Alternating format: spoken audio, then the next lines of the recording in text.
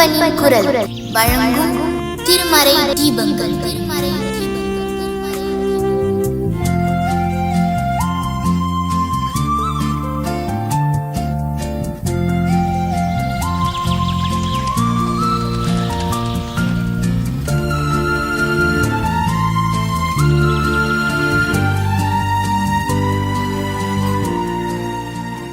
நான் உன்னை தாங்குவேன் என்றவரே, இம்மட்டும் அப்படியே செய்தீர்.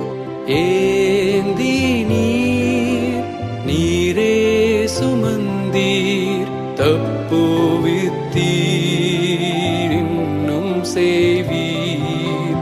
ஏந்தி நீரே சுமந்தீர், தப்புவித்தீர், இன்னும் செய்வீர். அல்லேலூயா பாடி நான் ஆராதிப்பேன் உம்மைதான். அல்லேலூயா பாடி நான் ஆராதிப்பேன் உம்மைதான்.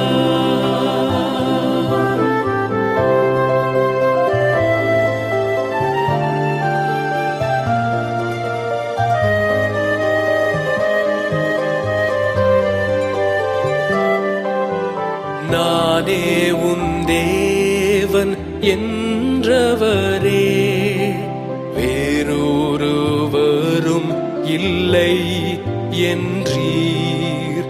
உம்மையே கண்ணோக்கி பார்த்தோம் ரட்சகா, உம்மை பணிகிறோம். உம்மையே கண்ணோக்கி பார்த்தோம் ரட்சகா, உம்மை பணிகிறோம். அல்லேலூயா பாடி நான் ஆராதிப்பேன் உம்மைதான். அல்லேலூயா பாடி நான் ஆராதிப்பேன் உம்மைதான்.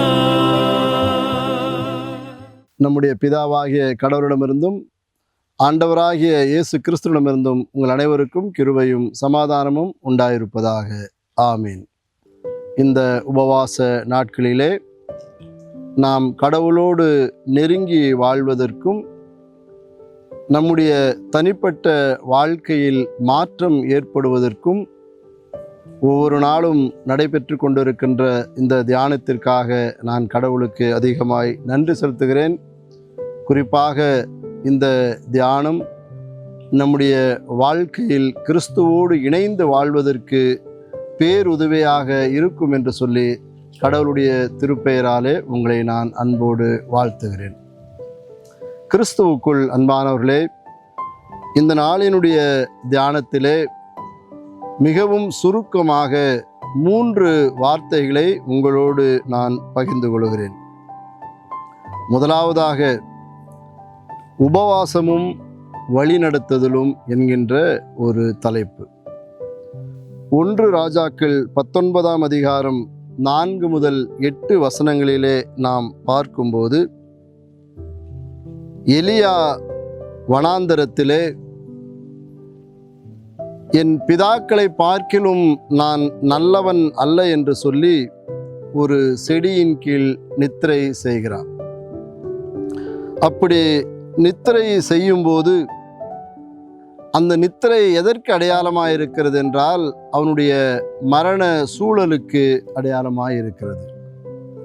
அப்பொழுது ஒரு தேவதூதன் வந்து அவரை தட்டி எழுப்பி போஜனம் செய் என்று சொல்லுகிறான். சொன்னதோடு மாத்திரமல்ல, ஒரு பாத்திரத்தில் எண்ணெயும் ஒரு தழலில் சுடப்பட்ட அடையையும் கொண்டு வந்து அவனுக்கு கொடுக்கின்றார்கள். அவன் சாப்பிடாமல் உறங்கி விடுகிறான். மீண்டுமாக தேவதூதன் வந்து அதை எழுப்பி அவனுக்கு கொடுக்கிறான். சாப்பிட்ட பிறகு அவர் 40 நாள் உபவாசம் இருந்து கடவுளுடைய சித்தத்தை உணர்ந்து கொள்கிறான். இதனுடைய காரியம் என்ன என்று நாம் பார்க்கும்போது அவன் முதலாவது ஒரு வார்த்தையை பயன்படுத்துகிறான். நான் என் பிதாக்களை விட நல்லவன் அல்ல என்று சொல்லுகிறான். கிறிஸ்துவுக்குள் அன்பானவர்களே, இந்த உலகத்திலே கடவுளை தவிர வேறு யாரும் நல்லவர் அல்ல. ஆகவே தான் இங்கே எலியா பயன்படுத்துகிறான் அப்படிப்பட்ட ஒரு வார்த்தையை. இந்த உபவாச நாட்களிலே கடவுளுடைய வழிநடத்துதலை பெறுவதற்கு, கடவுளுடைய சித்தத்தை உணர்ந்து கொள்வதற்கு எலியாவுக்கு அங்கே தேவ தூதர்கள் உதவி செய்கின்றார்கள்.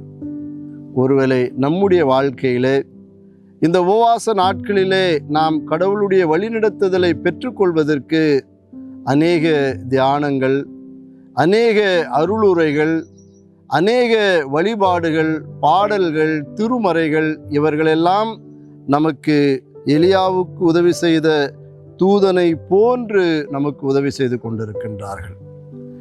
இந்த 40 நாள் எலியா ஜபம் செய்தது போல நாமும் ஒவ்வொரு நாளும் ஜபத்தோடு தியானத்தோடு நாம் இருக்கும் பொழுது நிச்சயமாக கடவுளுடைய வழிநடத்துதலை நாம் பெற்றுக்கொள்ள அன்போடு அழைக்கப்படுகிறோம்.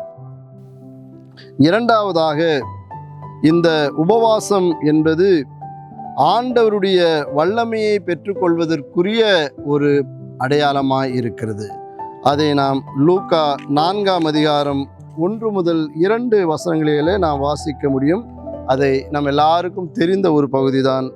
40 நாள் பிசாசினால் சோதிக்கப்பட்டு அந்நாட்களில் அவர் ஏதும் புசியாதிருந்தார் என்று நாம் பார்க்க அழைக்கப்படுகிறோம்.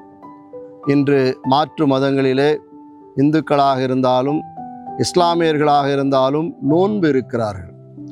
நோன்பு இருப்பது கடவுளை தேடுவதற்கு, கடவுளை அடைவதற்கு ஒரு அடையாளமாக இருந்தாலும் உடல் ரீதியாக நம்மை வெறுப்பதற்கும், நம்முடைய சரீரத்தை தூய்மைப்படுத்துவதற்கும் இது ஒரு அடையாளமாக இருக்கிறது.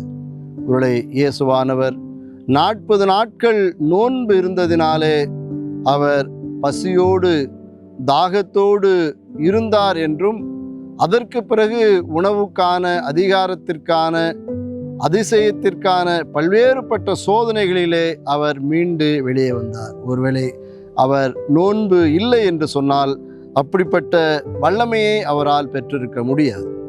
இந்த வல்லமைதான் எதிர்காலத்தில் அவர் உயிர்த்தெழுதலுக்குரிய ஒரு அடையாளமாகவும் இருந்தது. ஆகவே உபவாசம் என்பது ஆண்டவருடைய வல்லமையை பெற்றுக்கொள்வதற்குரிய ஒரு அடையாளமாய் இருக்கிறது என்பதை இந்த நாளிலே பெற்றுக்கொள்ள, தெரிந்து கொள்ள நாம் அழைக்கப்படுகிறோம்.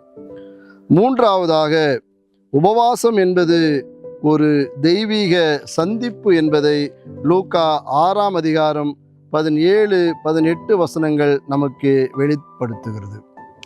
இன்று பெரும்பாலும் உபவாசம் என்பது உண்ணாமல் இருப்பது, தலையிலே பூ வைக்காமல் இருப்பது, மாமிசம் அருந்தாமல் இருப்பது போன்ற அநேக விஷயங்களை நாம் பேசிக்கொண்டிருக்கிறோம். ஆனால் இங்கே நாம் பார்க்கிறோம், நீயோ உபவாசிக்கும் போது அந்த உபவாசம் மனிதர்களுக்கு காணப்படாமல் அந்தரங்கத்தில் இருக்கிற உன் பிதாவுக்கே காணப்படும்படியாக உன் தலைக்கு எண்ணெய் பூசி உன் முகத்தை கழுவு, அந்தரங்கத்தில் பார்க்கிற உன் பிதா உனக்கு வெளியரங்கமாய் பலனளிப்பார் என்று பார்க்கிறோம். ஆகவே உபவாசம் என்பது அது ஒரு தெய்வீக சந்திப்பு. தேவனை நாடுவதற்கும், தேவனை தேடுவதற்கும், தேவனோடு இடைபடுவதற்குமான நல்ல ஒரு வாய்ப்பாய் இருக்கிறது.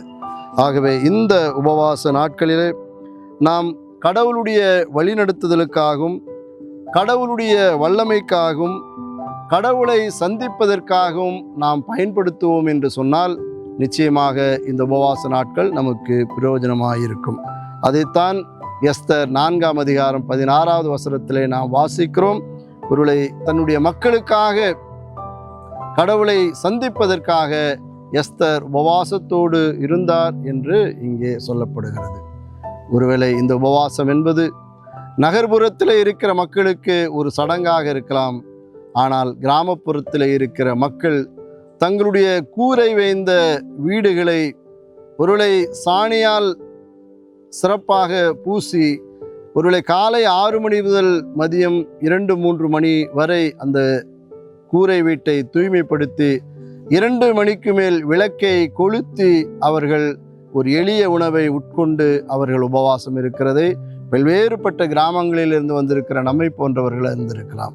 ஆகவே இந்த உபவாச நாட்கள் என்பது நாம் கடவுளுடைய செயல் திட்டத்தை புரிந்து கொள்வதற்கும், கடவுளுடைய வல்லமையை பெற்றுக்கொள்வதற்கும், கடவுளை சந்திப்பதற்கும் பேருதவியாக இருக்க தூய ஆவியானவர் துணை புரிவார். கடவுள் உங்கள் அனைவரோடும் கூட இருப்பாராக. ஆமீன். ஆண்டவரை நோக்கி ஜெபம் செய்வோம். எங்களை கிருபையாய் நேசிக்கிற நல்ல ஆண்டவரே, மீண்டுமாக இந்த உபவாச நாட்களை நாங்கள் ஒரு சடங்காக, ஒரு பாரம்பரியமாக பார்க்காமல் எங்களுடைய வாழ்க்கையில் கொடுத்திருக்கின்ற அரிய மீட்பு, அரிய சந்திப்பு, அரிய தெய்வீக வழிநடத்துதல் என்பதை நாங்கள் புரிந்து கொள்வதற்கு ஆண்டவர் கிருபை பாராட்ட வேண்டும் நான் ஜெபிக்கிறோம்.